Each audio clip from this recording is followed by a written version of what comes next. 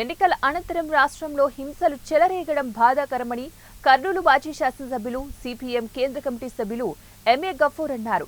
ఓ private కార్యాలయంలో పాల్గొన్న ఆయన మీడియాతో మాట్లాడుతూ వైసీపీ పార్టీ నాయకుల వల్లే రాష్ట్రంలో ఎన్నికల అనంతరం హింసాత్మక ఘటనలు చోటు చేసుకుంటున్నాయన్నారు. దాడులను అరికట్టవలసినటువంటి బాధ్యత రాష్ట్ర ప్రభుత్వంపైనే ఉందన్నారు.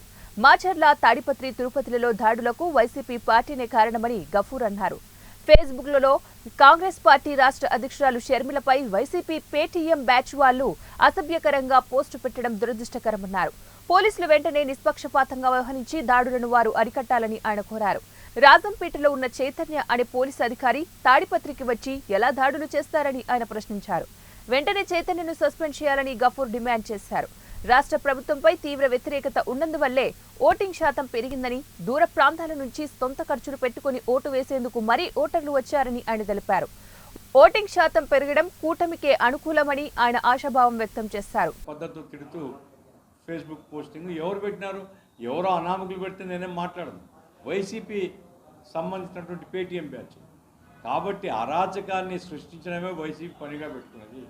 ఘర్షణలు ప్రేరేపించడమే పనిగా పెట్టుకునేది. తీవ్రంగా ఖండిస్తున్నాం దీన్ని. తక్షణం పోలీస్ డిపార్ట్మెంటు వాళ్ళు నిష్పక్షపాతంగా వ్యవహరించాలా. ఇప్పుడు ఉదయము నేను చూస్తుంటే ఈటీవీలో చూశాను. ఉదయము రాజంపేటలో డ్యూటీ ఉండేవాడు రాత్రికి రాత్రి వచ్చి తాడిపత్రిలో జనాన్ని తీసుకుపోయి కొడుతున్నాడు. రాజంపేటలో డ్యూటీ ఉంటే వాడు తాడిపత్రికి వచ్చి ఎట్ట కొడతాడు? వాని కాకి యూనిఫామ్ వెంటనే తీసేయాలా, వాడిని సస్పెండ్ చేయాలా. వాడు డిఎస్పీ కావచ్చు, ఎవడైనా కావచ్చు.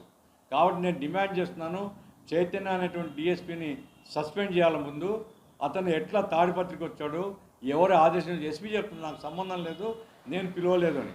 మరి ఎస్పీకి తెలియకుండా ఎట్లా వస్తాడు అతను? వచ్చి జనాన్ని తీసుకుని పోయి ఇంట్లో ఆ దివాకర్ రెడ్డి వాళ్ళ ఇంట్లో ఉండేవాళ్ళని తీసుకుని పోయి కొట్టి వంట మనిషి ఏం చేస్తుంది? లేకపోతే కంప్యూటర్ ఆపరేటర్ అవిటివాడు తీసుకుని పోయి కొట్టి హాస్పిటలైజ్ చేస్తున్నారు. కాబట్టి ఈ రకమైనటువంటి హింసా ప్రవృత్తి మంచిది కాదు. తెలుగుదేశం చేస్తే బాగుంటుందని మేము చెప్పడం, తెలుగుదేశం చేస్తే తప్పే. ఎవరు కానీ ఎన్నికలు అయిపోయిన తర్వాత ఘర్షణలు ఉండకూడదు. రేపు 4వ తేదీ ఫలితాలు ఇస్తారు. జనం హక్కు అది. ఎవరిని గెలిపించాలా, ఎవరిని ఓడించాలా ప్రజాస్వామ్యంలో ప్రజల యొక్క హక్కు. దాని కాదని ఈ రకంగా ఒక హింసా ప్రేరేపిత వాతావరణం రాష్ట్రంలో తీసుకుని రావడం మాత్రం దురదృష్టకరం. వైసీపీనే దీనికి బాధ్యురాలని నేను చెప్పదలుచుకున్నాను.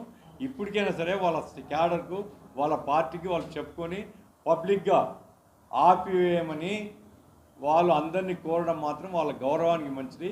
తెలుగుదేశం వాళ్ళు కోరినారు. తెలుగుదేశం చంద్రబాబు నాయుడు ఆయన ఎంతసేపు ఉన్నా పోలీసు జోక్యం చేసుకోవాలా అని అది ఎవరైనా అంటాం. నేను కూడా చెప్తున్నాను, పోలీసు జోక్యం చేసుకోవాలి. కాబట్టి ఏమైనా శాంతి భద్రతను కాపాడడం ప్రభుత్వ యంత్రాంగం యొక్క బాధ్యత.